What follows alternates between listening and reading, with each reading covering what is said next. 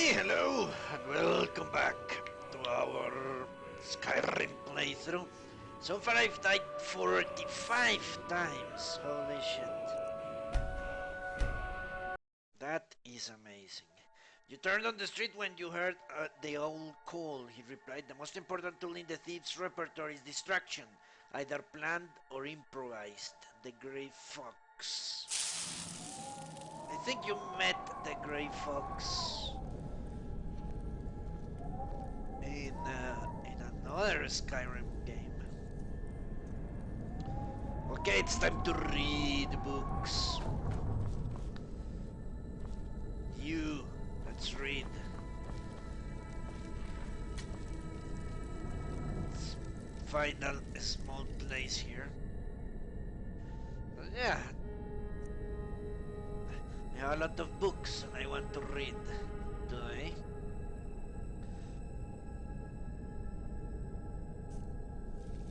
A good day as any. Come here, you fucking idiot. Still here. Okay, let's take all the books. And let's hope it doesn't crash. It shouldn't crash.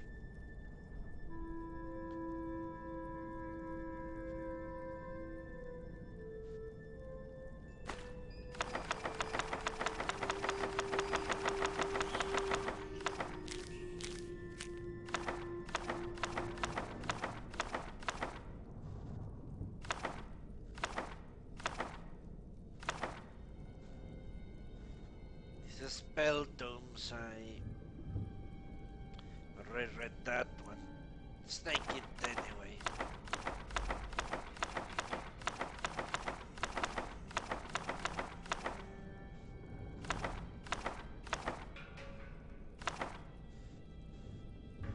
Alright. You lead, I'll follow.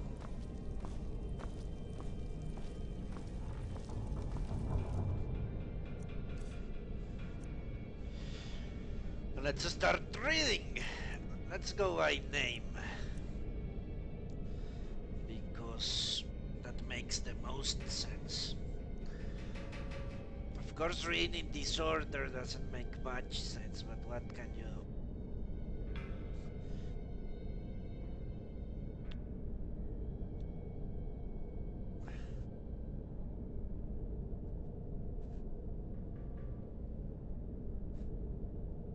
That's what I don't like about this. Hello, Visors.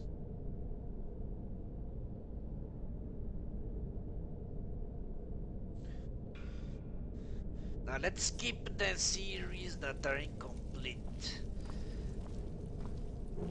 I want to read those. I esteem twice I. I'm right behind you. Yeah, from your perspective, I'm sure that's how it looks. Yeah, let's not read the incomplete series, because that would be foolish. I already read that. Shouldn't toss it away.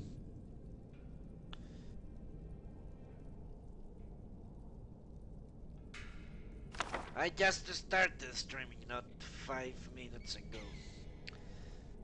And I'm going to read books.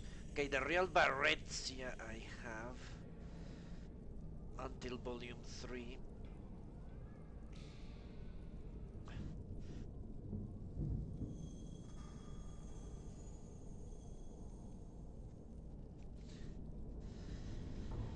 That is going to be annoying.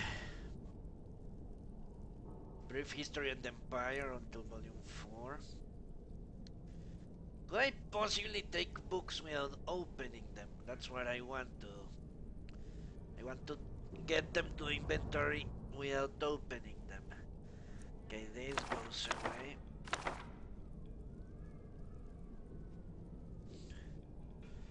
The Mystery of Thalmor as well.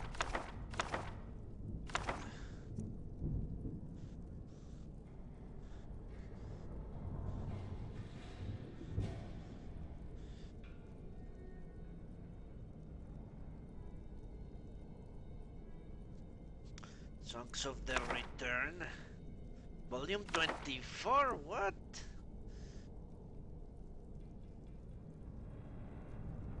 We need to read those tomes. Obviously. Survivor's Guide to Skyrim already read. The Lost Argonian Maid. The Paper Mirror.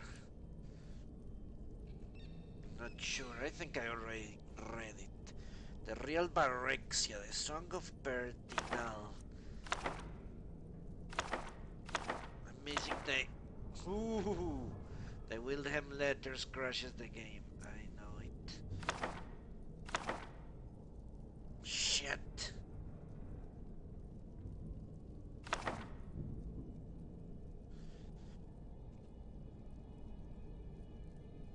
Okay, I'm not going to chance it.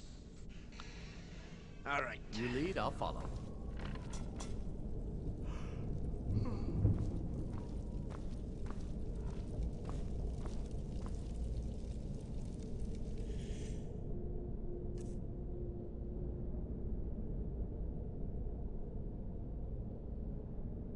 Okay, let's start doing this. The Biography of Barrexia. Volume 1 by Stern Gamboge, the Imperial Scribe. Gamboge. Late in the Second Era, a girl child, Barrexia, was born to the rulers of the Kingdom of Monghorn, held in what was now the Imperial Province of Morrowind. She was reared in all the luxury and security befitting a royal dark elven child until she reached 5 years of age. At that time, His Excellency Tiber Septim the first Emperor of Tamriel, demanded that the decadent rulers of Morrowind yield to him and institute imperial reforms. Trusting to their vaunted magic, the Dark Elves imprudently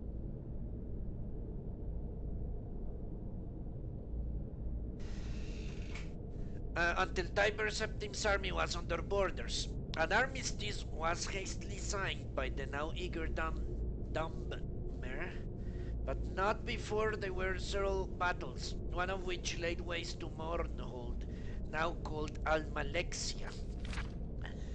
Little Princess Barrexia and her nurse were found among the wreckage. The Imperial General Symmachus, himself a dark elf, suggested to Tiber Septim that the child should be raped, now might someday be valuable, and she was therefore placed with a loyal supporter who had recently retired from the Imperial Army. Sven Ambensen had been granted the title of Count upon his retirement. His fiefdom, Darkmoor, was a small town in central Skyrim. Count Sven and his wife reared the princess as their own daughter, seeing to it that she was educated appropriately, and more importantly, that the imperial virtues of obedience, discretion, loyalty, and piety were instilled in the child. In short, she was made fit to take her place as a member of the new ruling class of Morrowind. The girl Barrexia grew in beauty, grace, and intelligence.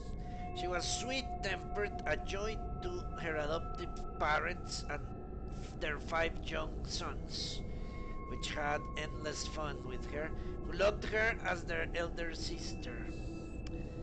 That is very disgusting, you know. Other than her appearance, she differed from the young girls of her class only that she had a strong empathy for the woods and fields, and was wont to escape her household duties to wander there at times. Barrexia was happy and content until her 16th year, when a wicked orphan stable boy, whom she had befriended out of pity, told her he had overheard a conspiracy between her guardian Count Sven and a Redguard visitor to sell her as a concubine in Rihad, as no North or Breton would marry her on account of her black skin, and no Dark Elf would have her because of her foreign upbringing. Whatever shall I do? The poor girl said, weeping and trembling, for she had been brought up in innocence and trust, and it never occurred to her that her friend the stable boy would lie to her. The wicked boy, who was called Straw, said that she must run away if she valued her virtue, and that he would come with her as her protector, of course. Sorrowfully, Barexia agreed to this plan, and that very night she disguised herself as a boy, and the pair escaped to the nearby city of Whiterun. After a few days there, they managed to get jobs as guards for a disreputable merchant caravan. The caravan was heading east by side roads in a mendacious attempt to elude the lawful tolls charged on the imperial highways. Thus the pair eluded pursuit until they reached the city of Riften, where they ceased their travels for a time. They felt safe in Riften, close as it was to the Morrowind border, so that the Dark Elves were enough of a common sight. Next book. Volume 2. The first volume of this series told the story of Barexia's origins, her origin heiress to the throne of Mornhold, until her father rebelled against His Excellency Tiber Septim I and brought ruin to the province of Morrowind. Thanks largely to the benevolence of the Emperor, the child Barexia was not destroyed with her parents, but reared by Count Sven of Darkmoor, our loyal imperial trustee. She grew up in a beautiful and pious child, trustful of her guardian care. This trust, however, was exploited by a wicked orphan, the stable boy at Count Sven's estate, who with lies and fabrications tricked her into fleeing Darkmoor with him when she turned 16. Sweet 16! After many adventures on the road, many adventures. Yeah, evading tolls is not an adventure. They settled in Riften, a Skyrim city near the Morrowind borders. The stable boy, Straw, was not altogether evil. He loved Barexia in his own selfish fashion, and deception was the only way he could think that would cement possession of her. Yeah, of course. She, of course, felt only friendship toward him, but he was hopeful that she would gradually change her mind. He wanted to buy a small farm and settle down into a comfortable marriage, but at the time his earnings were barely enough to feed and shelter them. After only a short time in Riften, Straw fell in with a bold, villainous, caged thief named Therris, who proposed that they rob the Imperial Commandant's house in the central part of the city. Ferry said that he had a client, a traitor to the Empire, who would pay well for any information they could gather there. Barexia happened to overhear this plan and was appalled. She stole away from her rooms and walked the streets of Riften in desperation, torn between her loyalty to the Empire and her love for her friends. In the end, loyalty to the Empire prevailed over personal friendship. Well, I guess they did brainwash her after all. And she approached the commandant's house, revealed her true identity, and warned him of her friend's plan. The commandant listened to her tale, praised her courage, and assured her that no harm would come to her. He was none other than General Symmachus, who had been scouring the countryside in search of her since her disappearance, and had just arrived in Riften, hot in pursuit. He took her into custody and informed her that, far from being sent away to Isolde, she was to be reinstated as the Queen of Mornhold as soon as she turned 18. Until that time, she was to live with the Septim family in the newly built Imperial City, where she would learn something of government and be presented at the Imperial Court. At the Imperial City, Barexia befriended the Emperor Tiber Septim during the middle years of his reign, when he grew fond of dark-skinned company. Tiber's children, particularly his eldest son and heir Pelagius, came to love her as a sister. Yeah, everyone loves her as a sister, obviously. Obviously. The ballads of the day praised her beauty, chastity, wit, and learning. On her 18th birthday, the entire capital city turned out to watch her farewell procession preliminary to her return to her native land. Sorrowful as they were at her departure, all knew that she was ready for her glorious destiny as sovereign of the kingdom of Mornhold.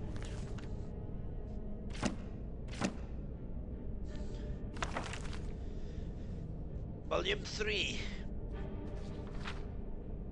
In the second volume of this series, it was told how Barexia was kindly welcomed to a newly constructed imperial city by the Emperor Tiber Septim and his family, who treated her like a long-lost daughter during her almost 1 year stay. After several happy months there learning her duties as vassal queen under the Empire, the General Symmachus escorted her to Mornhold, where she took up her duties as queen of her people under his wise guidance. Gradually, they came to love one another and were married and crowned in a splendid ceremony which the Emperor himself officiated. He was an arch elf, wasn't he? Yeah. After several hundred years of marriage, what? A son, Helseth, was born to the royal couple amid celebrations and joyous prayer. Although it was not publicly known at the time, the child was illegitimate. It was shortly before this blessed event that the Staff of Chaos had been stolen from its hiding place deep in the Mornhold mines by a clever, enigmatic bard known as the Nightingale. 8 years after Helseth's birth, Barexia bore a daughter, Morgiath, named after Symmachus' mother, and the royal couple's joy seemed complete. Alas, shortly after that, relations with the Empire mysteriously deteriorated, leading to much civil unrest in Mornhold.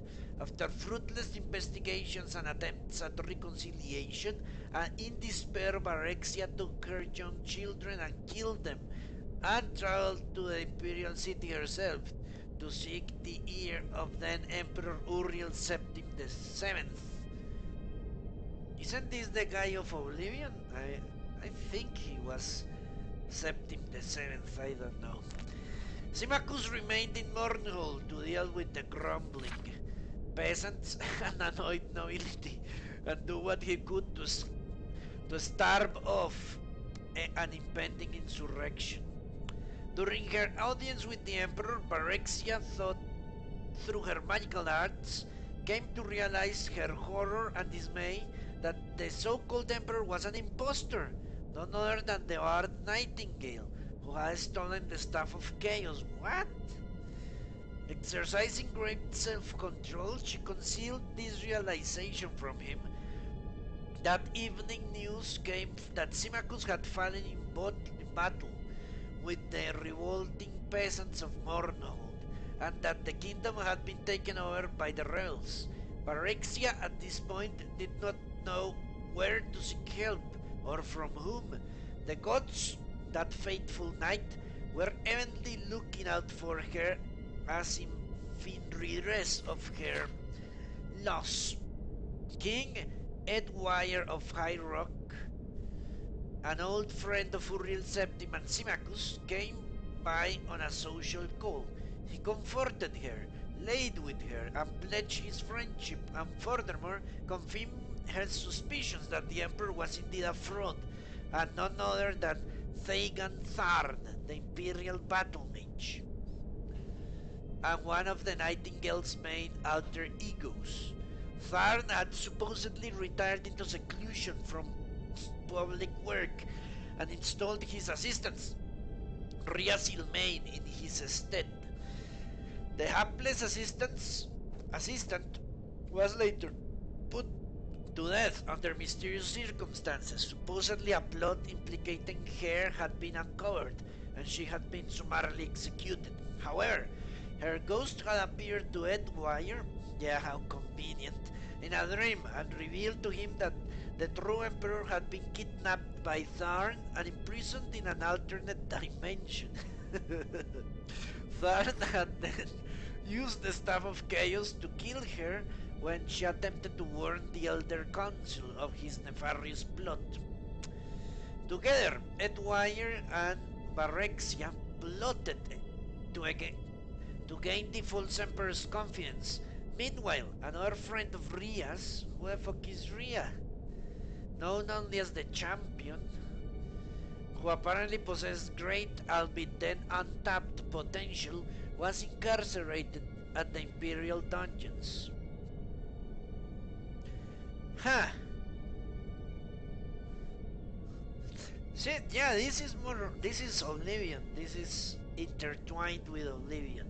However, she had access to his dreams, and she told him to bide his time until she could devise a plan that would effect his escape. Then he could begin on his mission to unmask the impostor. Or maybe I'm confused. Alright. Marexia continued to charm and eventually befriend the Emperor. Ersatz? Emperor? What? Whatever. I should look up that word some other time. By contriving to read his secret diary, she learned that he had broken the Staff of Chaos into 8 pieces and hidden them in far-flung locations scattered across Tamriel. Hello, Voldemort.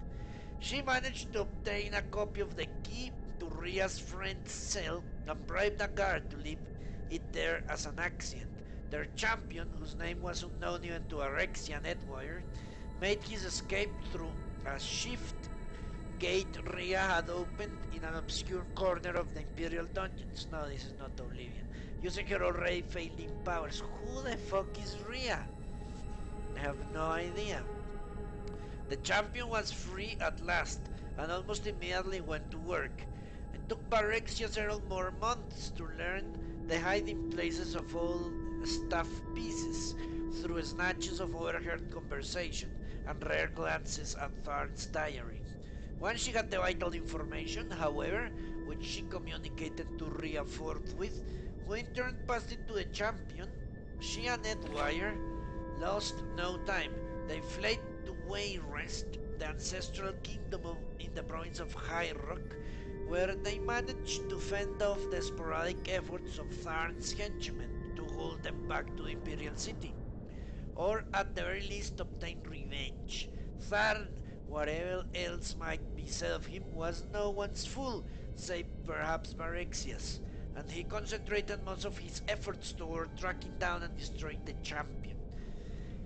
As all now know, the courageous, indefatigable, and forever nameless champion was successful in reuniting the 8 sundered pieces of the Staff of Chaos. With it, he destroyed Tharn and rescued the true Emperor Uriel Septim VII. Following what has become known as the Restoration, a grand state memorial service was held for Symmachus at the Imperial City, befitting the man who had served the Septim dynasty for so long and so well.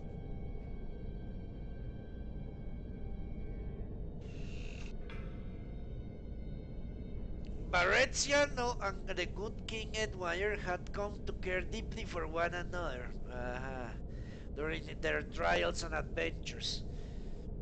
I guess Edwire was a milfer, and were married in the same year shortly after their flight from the Imperial City.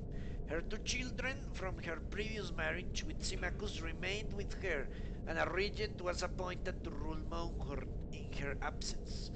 Up to the present time, Queen Barrexia has been in Wayrest with Prince Helseth and Princess Morgiath.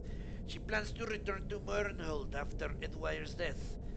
Since he was already elderly when they fled, she knows that that event, alas, could not be far off as the elves reckon time. Until then, she shares in the government of the kingdom with her husband, and seems glad and content to suck his cock, to have finally quiet and happily and remarkable life. Alright. Let me save. Get good. Alright. Hello, bottle. Let's continue. This is fucking empty.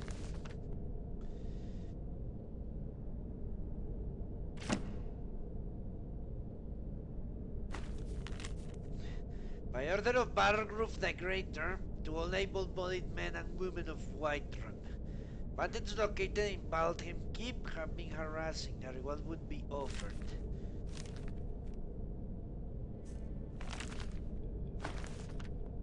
Going to take that book.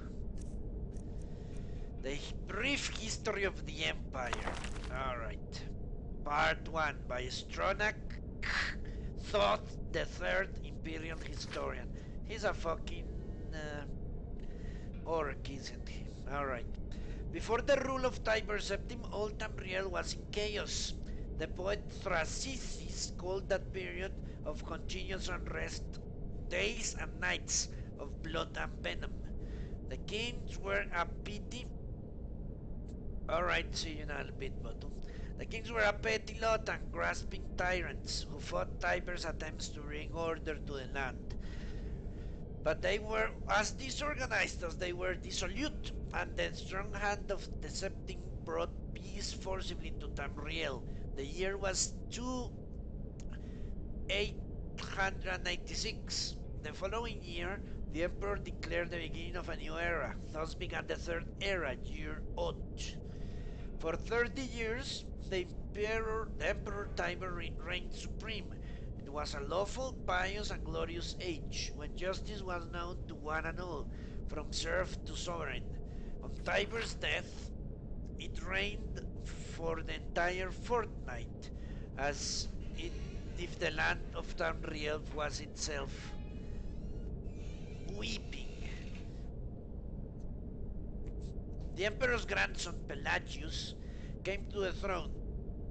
Though his reign was short, he was as strong and resolute as his father had been. Tamriel could have enjoyed a continuation of the Golden Age. Alas, an unknown enemy of the Septim family hired that accursed organization of cutthroats, the Dark Brotherhood, to kill Emperor Pelagius I as he knelt at prayer at the Temple of the One in the Imperial City. Pelagius' reign lasted less than 3 years. Pelagius had no living children, so the crown it passed to her first cousin, the daughter of Tiber's brother Agnorith, Kythera. Former queen of Sivenar assumed the throne. What? Well, whatever.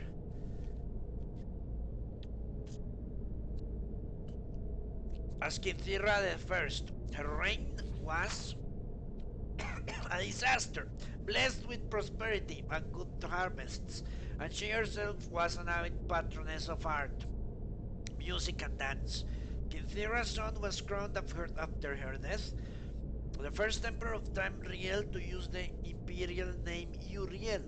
Uriel was the great lawmaker of the Septim dynasty and a promoter of independent organization and guilds. Under his kind but firm hand, the Fighters Guild, the Mages Guild, increased in prominence throughout Tamriel. His son and successor, Uriel II, reigned for 18 years, from the death of Uriel I in 364 to Pelagius' second ascension in 382.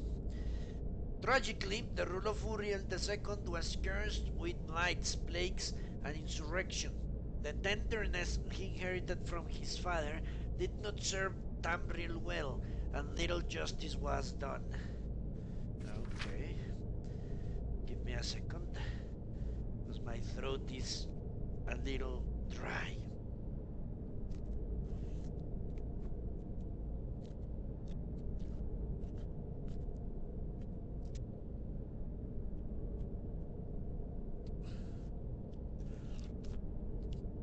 Okay. Pelagius II inherited not only the throne from his father, but the debt from the latter's poor financial and judicial management.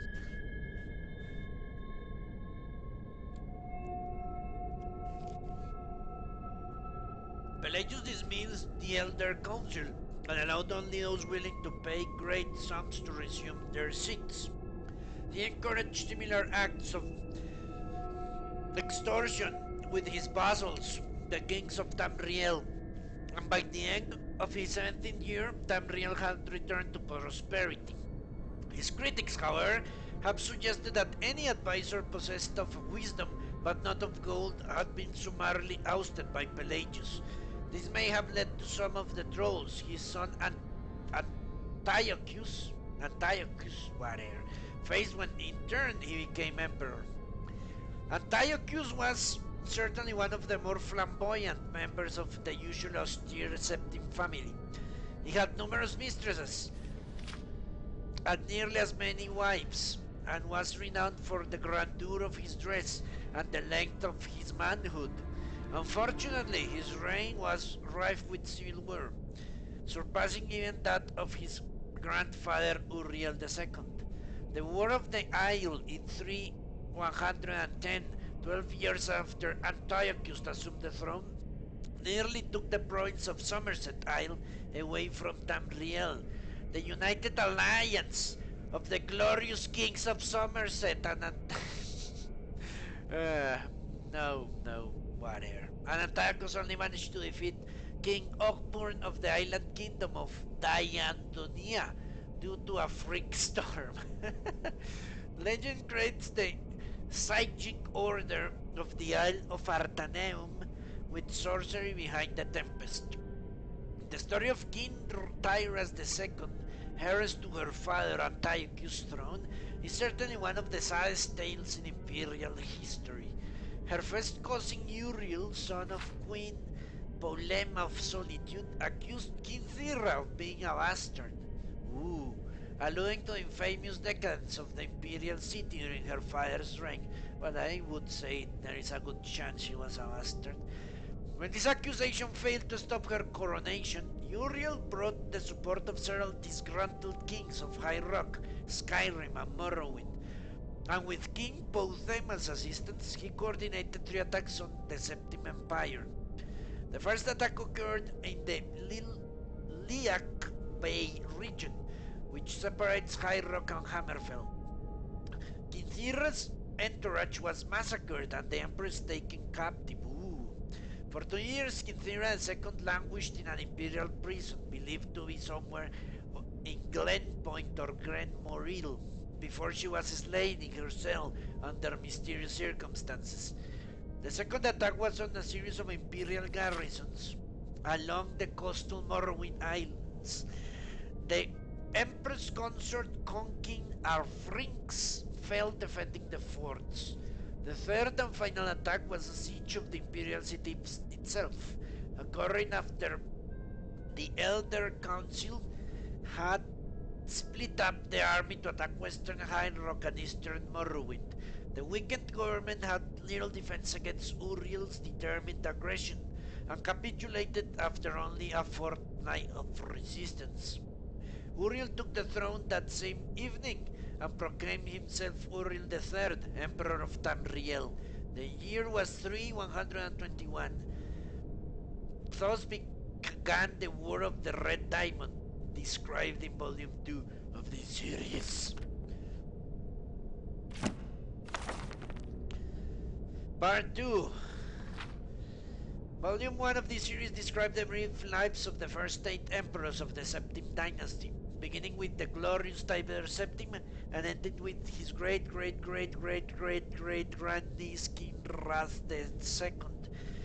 King Rath's murder at Glen Point, while in captivity, is considered by some to be the end of the purest strain of Septim blood in the imperial family. Certainly it marks the end of something significant. Uriel III not only proclaimed himself Emperor of Tamriel, but also Uriel Septim III, taking the eminent surname as a title. In truth, his surname was Mantiarco from his father's line. In time, Uriel III was deposed and his crimes reviled, but the tradition of taking the name Septim as a title for the Emperor of Tamriel did not die with him. For 6 years, the War of the Red Diamond, which takes its name from the Septim family's famous badge, tore the Empire apart.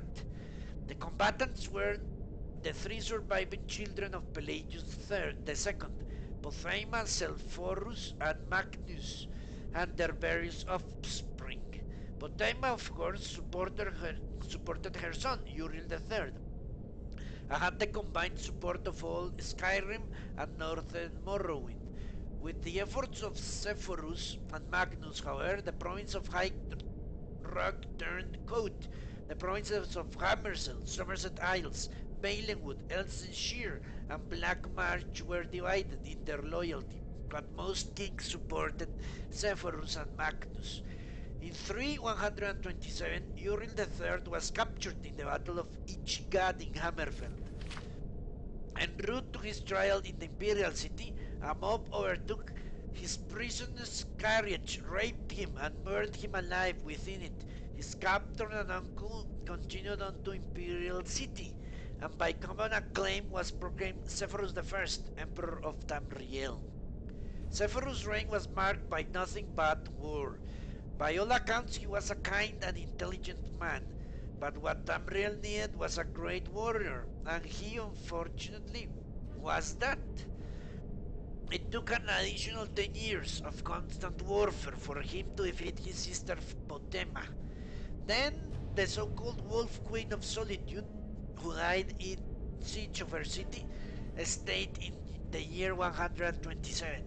Sepphoris survived his sister by only 3 years. He had never had time during the years to marry, and apparently not even to fuck a maid in an inn. So it was his brother, the fourth child of Pelagius II, who assumed the throne. The Emperor Magnus was already elderly when he took up the imperial diadem, and the business of punishing the traitorous kings of the War of the Red Diamond drained much of his remaining strength. Legend accuses Magnus' son and heir Pelagius III of patricide, but that seems highly unlikely, for no other reason than Pelagius was king of Solitude following the death of Potema and seldom visited the imperial city. Pelagius III, sometimes called Pelagius the Mad, Pelagius the Unworthy, Pelagius the Lunatic, was proclaimed emperor in the 145th year of the Third Era. Almost from the start, his eccentricities of behavior were noticed in court when he danced naked in front of emissaries, embarrassed dignitaries, and offended his vassals' kings, and in one occasion marked the end of an imperial grand ball by attempting to hang himself. Why didn't I let him? If I would have let him kill himself. His long-suffering wife was finally awarded the regency of Tamriel, and Pelagius III was sent to a series of killing institutions and asylums until his death in 3153 at the age of 34. Holy fuck. The emperor's regent of Tamriel was proclaimed Empress Catariath I upon the death of her husband. Some who do not mark the end of the Septim bloodline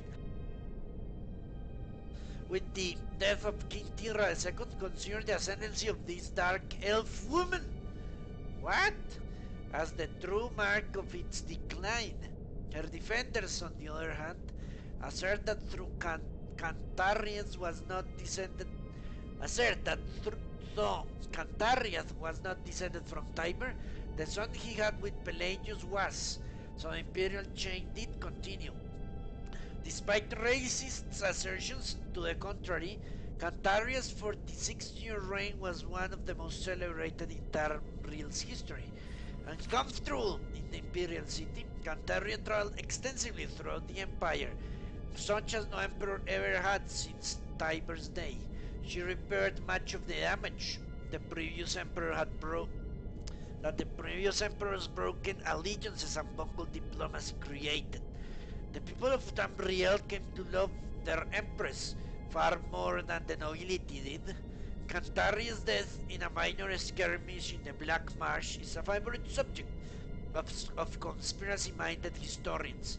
The sage Montalius' discovery for instance, of a disenfranchised branch of the Septim family, and their involvement in the skirmish was a revelation indeed. When Cassander assumed the throne upon the death of his mother, he was already middle-aged. Obviously, she was an elf. Only half elven, he aged like a Breton. What does that even mean? In fact, he had left the rule of Wayrest to his half-brother, half-wit Auriel, due to poor health. Nevertheless, as the only true blood relation of Pelagius and thus Tiber, he was pressed into accepting the throne. To no one's surprise, the Emperor Cassinder's reigns did not last long. In 2 years he joined his predecessors in eternal slumber. Okay, Uriel Lariat, Cassinder's half-brother, and the child of Carriath I and her imperial consort Gulliver Lariat, after the death of Pelagius III, holy shit, this is a mess, left the kingdom of Wayrest to reign as Uriel IV. Legally, Uriel IV was a septim. Cassander had adopted him into the royal family when he had become king of Wayrest. Nevertheless, to the council and the people of Tamriel, he was a bastard child of Carriath. Did he have blood? The blood of the septims? I don't know. Uriel did not possess the dynamism of his mother, and his long 43-year reign was a disaster. Uriel's the fourth story is told in the third volume of this series, which we shall read right now.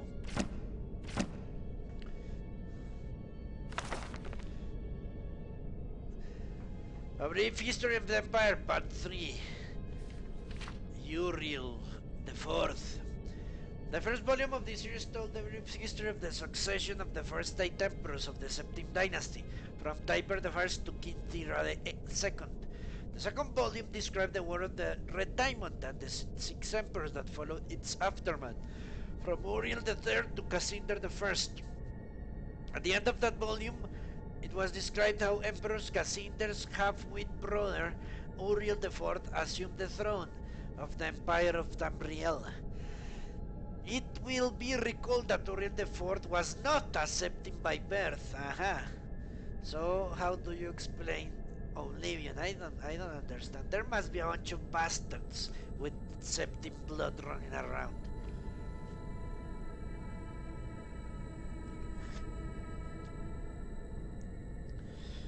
His mother, though she reigned as empress for many years, was a dark elf, married to a true septim emperor, Pelagius III.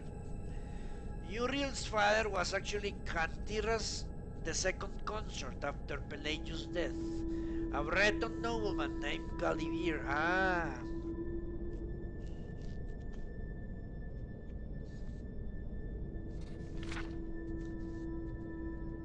Lariat.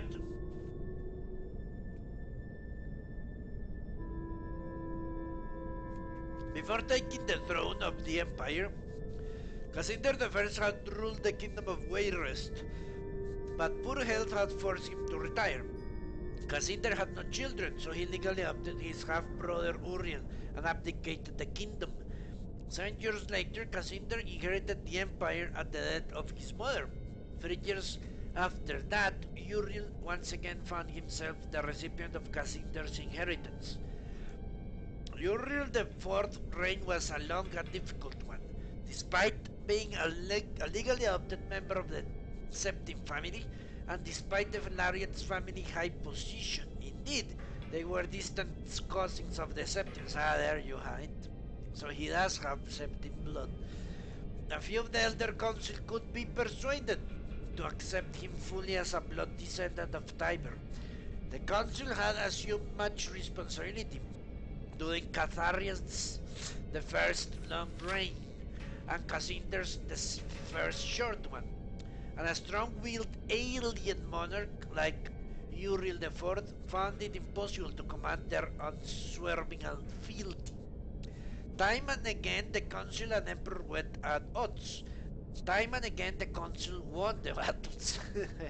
Since the days of Pelagius II, The Elder Council had consisted of the wealthiest men and women in the empire, and the power they wielded was conclusive. The council's last victory over Uriel IV was posthumous, and Dorak, Uriel IV's son, was disinherited by both of the council.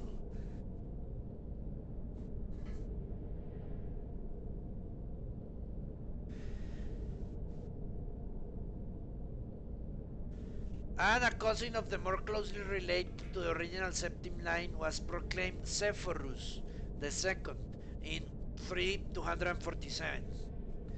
For the first 9 years of Sephorus' second reign, those loyal to Andorax battled the imperial forces. In an act that the sage Erethin called Tiber Septim's heart beating no more, the council granted Andorak the Hydro Kingdom of Stornhelm to end the war, and Andorak's descendants still ruled there. By and large, Severus II had foes that demanded more of his attention than Andorak. From out of a Cimmerian nightmare, in the words of Erainthin, a man who called himself the Camorran usurper, led an army of Daedra and undead warriors, holy fuck, on a rampage through Wailenwood, conquering kingdom after kingdom. Few could resist his onslaught, as month turned to bloody month in the year 3247, even fewer tried. Severus II sent more and more mercenaries to Hammerfell to stop the usurper's northward march, but they were bribed or slaughtered and raised as undead. They like that tactic. The story of Camorrian usurper deserves a book of its own. It is recommended that the reader find Paleux Ilthrid's The Fall of the Usurper for more detail.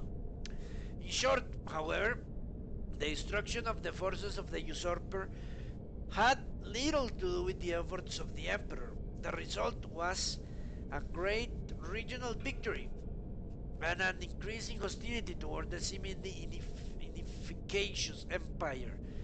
Uriel V, Severus' son and successor, swiveled opinion back toward the latent power of the empire, turning the attention of Tamriel away from internal strife.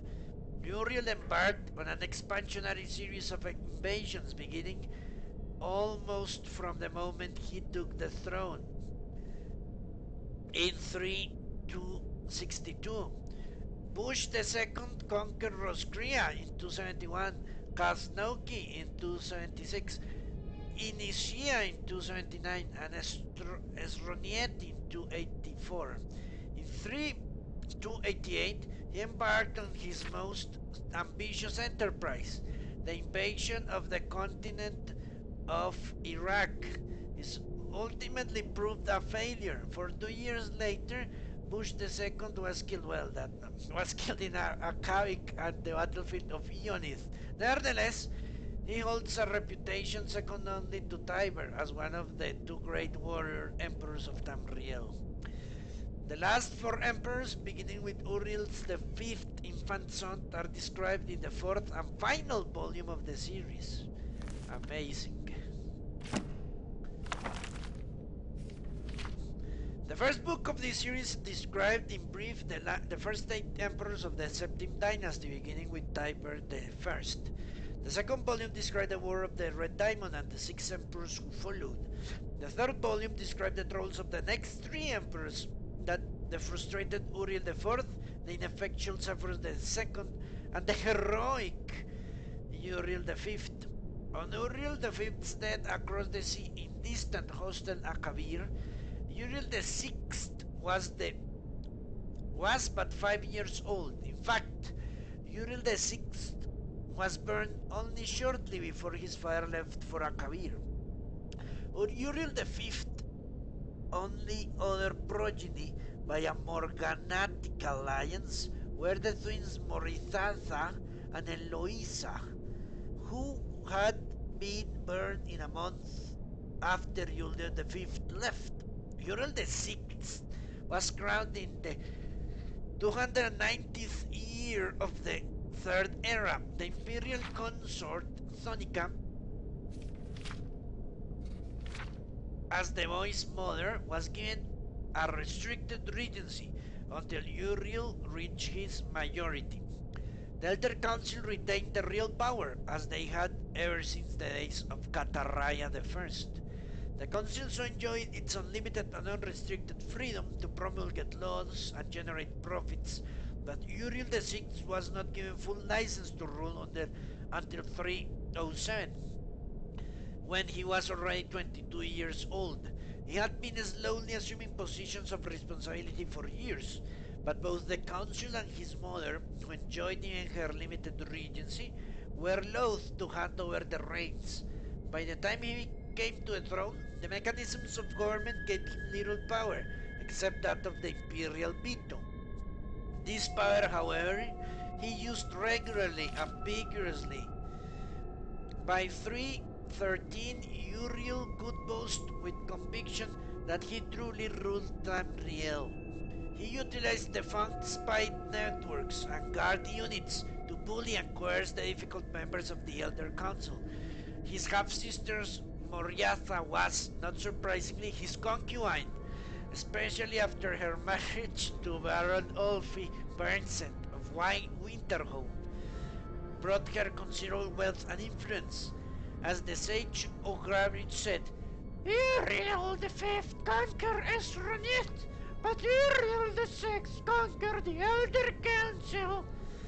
When Uriel the Sixth fell off a horse and could not be resuscitated by the finest imperial healers, his beloved sister, Morihatha, took up the imperial tiara. At 25 years of age, she had been described by admittedly self-serving diplomats as the most beautiful creature in all of Tamriel. She was certainly well-learned, vivacious, athletic, and a well-practiced politician. She brought the Archmagister of Skyrim to Imperial City and created the second Imperial Battle Mage since the days of Tiber Septim. Morithatha finished the job her brother had begun and made the Imperial province a true government under the Empress and later the Emperor. Outside the Imperial province, however, the Empire had been slowly disintegrating. Open revolutions and civil wars had raged unchallenged since the days of her grandfather Zephyrus II. Carefully coordinating her counterattacks, Morihatha slowly claimed back her rebellious vassals, always avoiding overextending herself. Pretty wise woman. Through Morihatha's military campaigns were remarkably successful. Her deliberate pace often frustrated the council.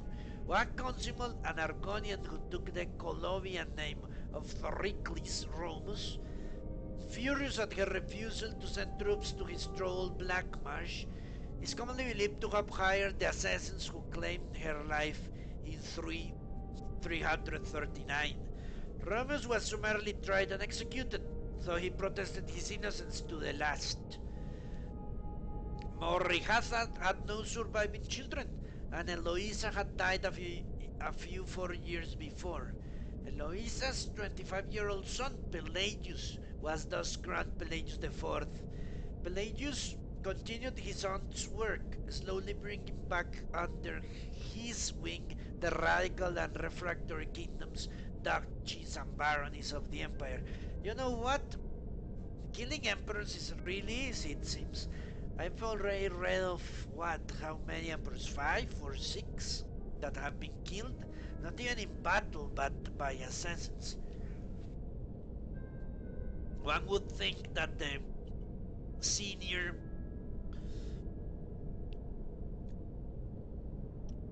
king would be better guarded, especially since he has that red guard behind his ass all the time.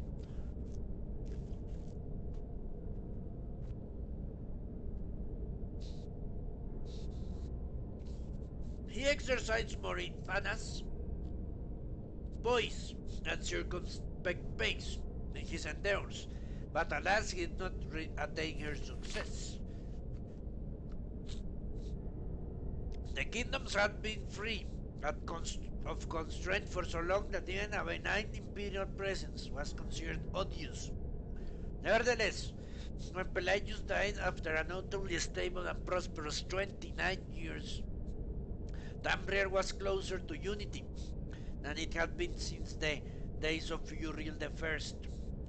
And our current emperor, his awesome and terrible majesty, Uriel VII, son of Pelagius IV, has the diligence and of his great aunt Moriatha, the political skill of his great uncle Uriel VI, and the military prowess of his great grand uncle Uriel VII, and the stamina of his great great grand uncle Ariochus. Alright, for 21 years he reigned and brought justice and order to Tamriel. In the year 389, however, his imperial battle mage Jagar Tharn betrayed him. Uriel II was imprisoned in a mansion of Tharn's creation, and Tharn used his sorcery of illusion to assume the emperor's aspect.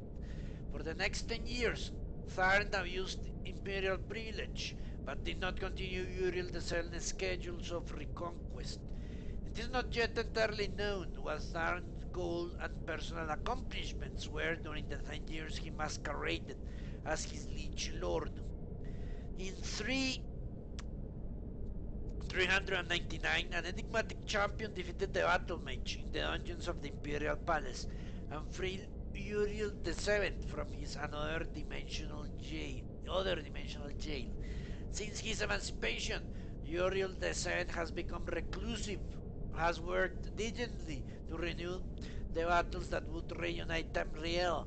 Tharn's interference broke the momentum, it is true, but the years since have proven that there is hope of a golden age of Tiber Septim's rule, glorifying Tamriel once again, until he was killed once again. Galderian the Mystic by Asgrim Colescraig.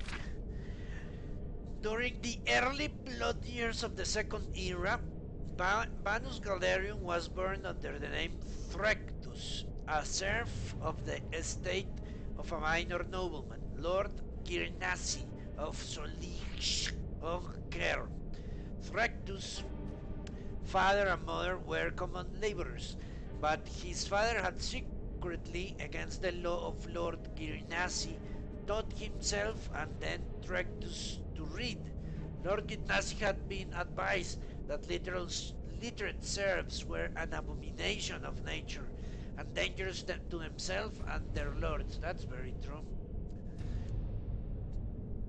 Literacy is one way to bring up the masses, to lift them up. And had closed all bookstalls within Solirich on Care. All booksellers, poets, and teachers were forbidden, except within Girnas's keep. Nevertheless, a small-scale smuggling operation kept a number of books and scrolls in circulation right under Girnas's shadow. When Trectus was 8, the smugglers were found and imprisoned. Some said that Trectus' mother, an ignorant and religious woman fearful of her husband, was the betrayer of the smugglers, but there were other rumors as well. The trial of the smugglers was non-existent, and the punishment was swift. The body of Trectus' father was kept hanging for weeks during the hottest summer of Solich on Care at 7th centuries. 3 years later, Trectus ran away from Lord Girnas's estate. He made it as far as Alinor, halfway across the Somerset Isle. A band of troubadours found him nearly dead, curled up in a ditch by the side of the road. They nursed him to health and employed him as an errand boy in return for food, shelter, and warm company at night. One of the troubadours was a soothsayer named Heliant. A soothsayer named Elian began testing Trectus' mind and found the boy, though shy, to be preternaturally intelligent and sophisticated given his circumstances. Heliand recognized in the boy a commonality, for Heliand had been trained on the Isle of Arteum as a mystic. When the troop was performing in the village of Potanza on the far eastern end of the Somerset, Heliand took Trectus, then a boy of 11, to the Isle of Artium. The magister of the isle, Iachesis, recognized potential in Trectus and took him as his own pupil, giving him the name of Vanus Galarion. Vanus trained his mind on the Isle of Artenium, and as well as his body. Thus was the first Archmagister of the Mages Guild trained from the psychics whatever of the Isle of Arteium. He received his training. From his childhood of want and injustice, he received his philosophy of sharing knowledge. Okay.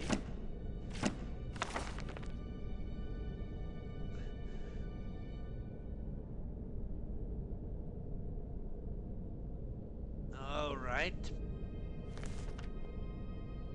Harbar's journal. Let's see. Pickings have been good these past few weeks. Must be because of the war. Lots of merchants and cowards looking for somewhere to curl up and hide in all the fighting.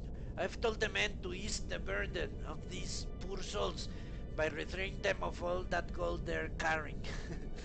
Guard patrols along the road are way up. We can barely set foot outside. Travelers must have complained to the Jarl. It looks like the guard isn't ready to move against us yet, but the pressure is getting to the men. I'm having Rahir keep watch with Ulf. Now that should shut them up out security. Damn that Balgrove. A mutiny! Among my men, I can hardly believe it. Thank the god Ulf heard of it in time. He may be blind, but he's not deaf. I killed Anjor myself. A couple of the others ran for it, but we hunted them down quickly enough. Only Ace and Rahir got away. Good riddance. There's a rumor of a dragon attack on Helgen. A dragon? Hardly.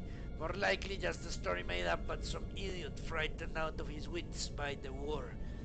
In any case, the guard seems to have pulled back to the city, so we've been able to run a few decent raids again. One of the merchants had some odd cargo, bunch of pelts and animals including a wolf. They let the men roast the other animals, but the wolf I saved to be handy to be handy to have a guard dog like that. If we could just train him a little. I remember that place. A smuggler's journal. I already read this one. Kolb and the Dragon, an adventure for North boys. I'm surprised it doesn't have infographics. Kolb was a brave North warrior. One day his chief asked Kolb to slay an evil dragon that threatened their village. "Go through the mountain pass, Kolb," his chief said. "You will find the dragon on the other side." Kolb took his favorite axe and shield and walked to the pass, where he found a cold cave, a windy cave, and a narrow trail. Enter the cold cave, enter the windy cave. Enter what?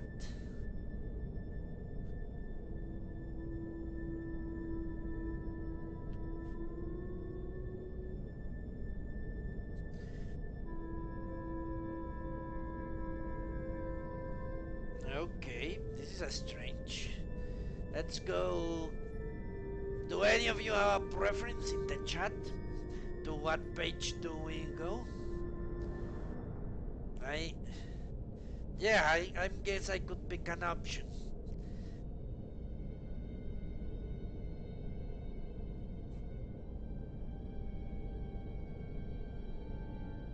Do you have a preferred option, Visors?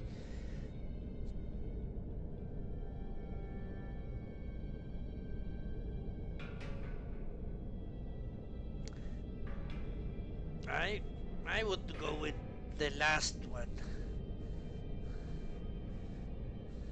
Let him freeze. Okay, let's go to 17.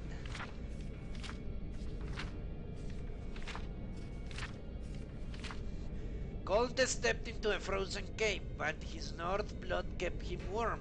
A smelly tunnel climbed ahead of him, and a wind howled from the other to his left. A ladder was nearby as well. Take the smelly tunnel, take the windy tunnel, climb the ladder. Okay, I'm going to choose this one. I'm going with the windy tunnel, just like in the Lord of the Rings. Let's go back to 8. A strong gust of wind blew Corp's torch out and knocked him in a pit where he was dead and died. Okay. And that was it. He didn't slay any dragons. Letter from Anis. I already read this, yeah. Letter from Jarl of Falkrith. Yeah, come and we shall talk. Alright.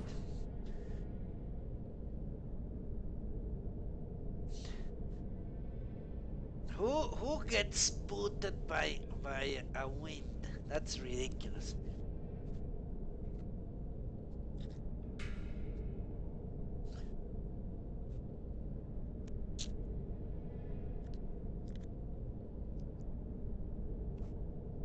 Okay, it's not a hurricane or something like that. Subjorn! This is my third and final offer, I remember this.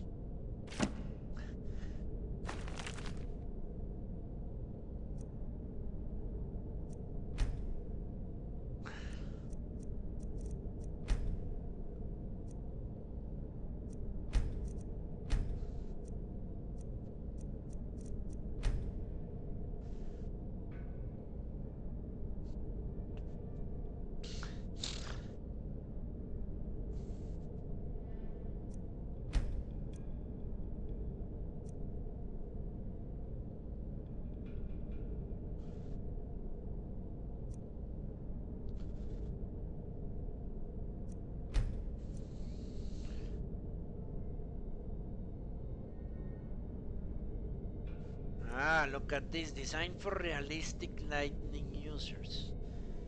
I think I got realistic lightning.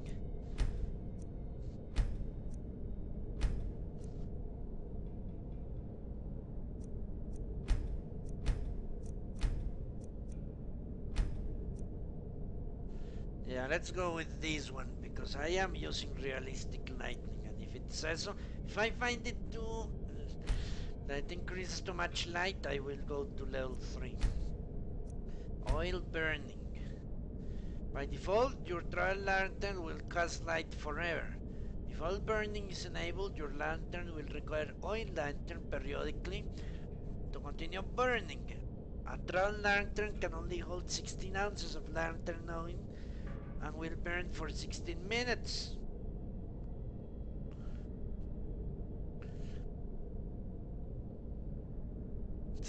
Real minutes? I don't think this is good now. Especially since torches don't burn out. If disabled, your trial lantern will stay the same brightness regardless of how much lantern oil it has. If enabled, your lantern will gradually be dimmer as your lantern runs out of lantern oil.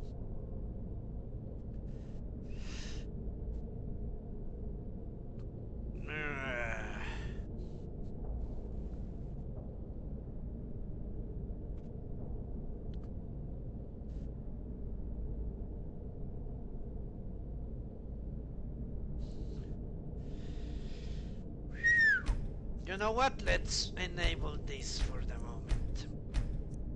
And let's see how it goes. Mode. Select the mode. The following two modes of your travel lantern. Manual.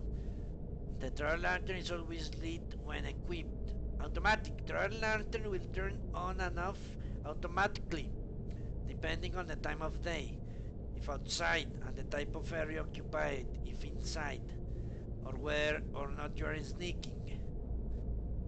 Ooh!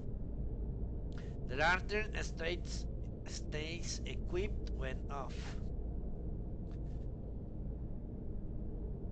Now, let's leave it manual. Let's see, Isers. I agree, it sounds annoying, but it is kind of realistic. So I would prefer more realism. Let's go with torchbox lanterns.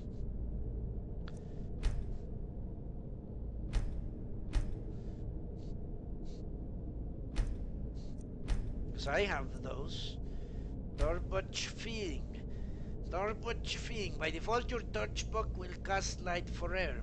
If your torchbox feeding is disabled, your torchbox will require pollen from flowers periodically to remain happy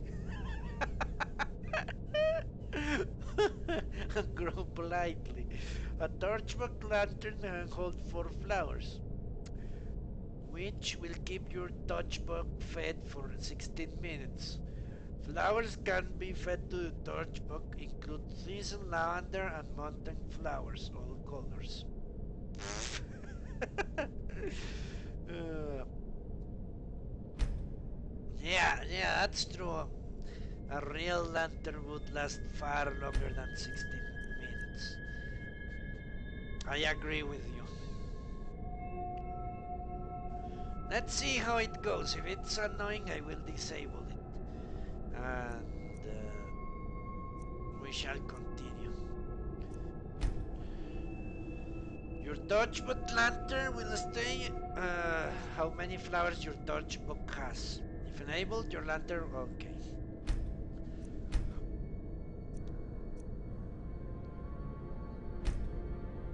To remain happy.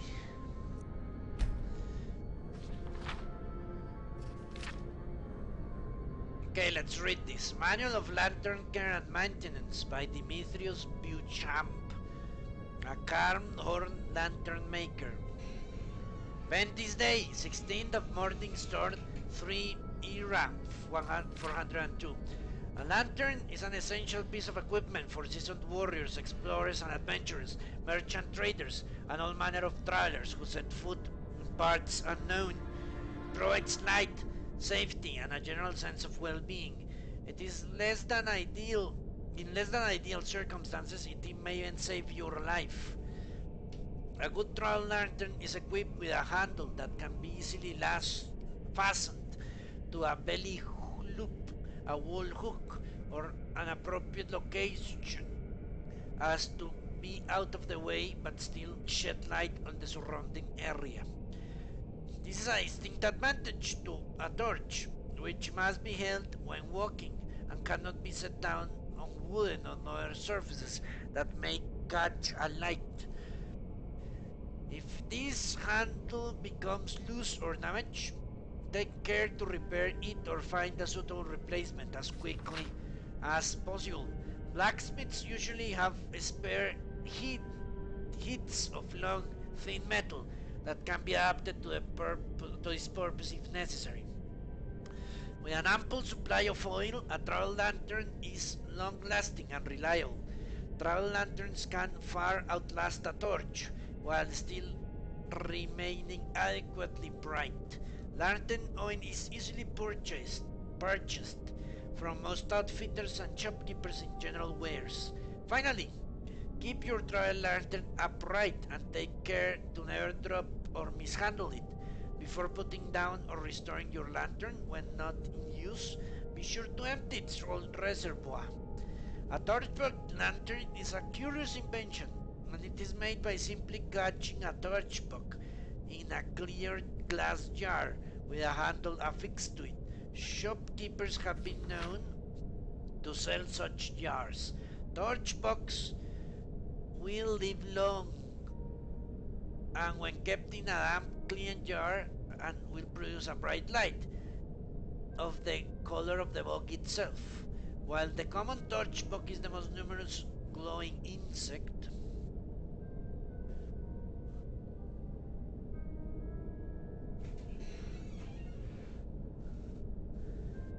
ha! You won! I went to the windy passage and I died. While the common torch bug is the most numerous, there are rumors of bugs that exist that glow other private colors as well. They glow brightest when fed adequately and have a diet consistent solely of the pollen from lavender, thistle, or of mountain flowers.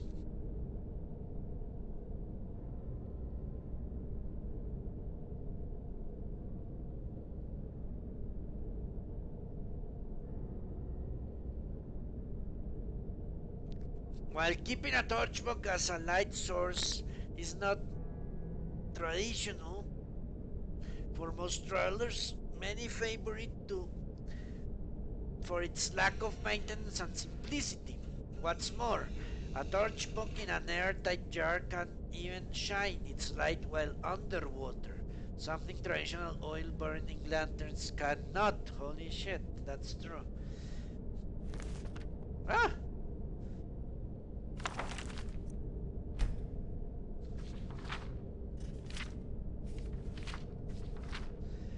To summarize, take care of your lantern and your lantern will take care of you. I will keep that one.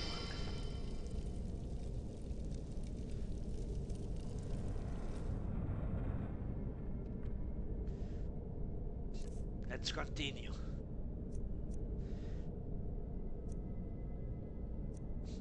Note from Sandas. Quintus, we've need of more medicines. Okay, this is for a quest.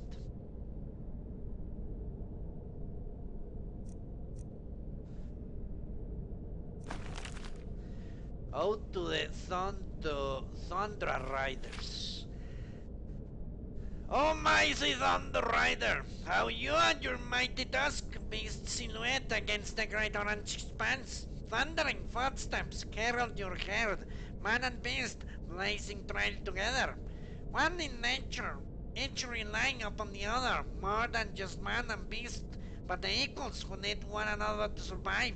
How long to run across the tundra in their mighty wake? That would truly be the greatest honor. The morning would be spent gathering dice to paint our mammoths, and then carve the fastest images into their tusks. Then I would be time for the screamer hunt. Our clubs skewer hunt. Our clubs would rain down upon the rat pests, smashing the life out of them. In the evening could sit around the campfire, and I would regale those nearby songs with the majesty and grace. They would let me example of the mammoth's cheese, a food so foul, yet with healing properties so great. Ooh, I hope this is true. Maybe I will kill mammoths. Would snack on the roasted skimmer, would freshly cut the day before laying under the stars to sleep. I would slowly fade to dream, nested in the radiating heat of mammoth's fur, its cold-resisting properties keeping me snug. What a grand time we would have! Unknown, because he died. Bala, first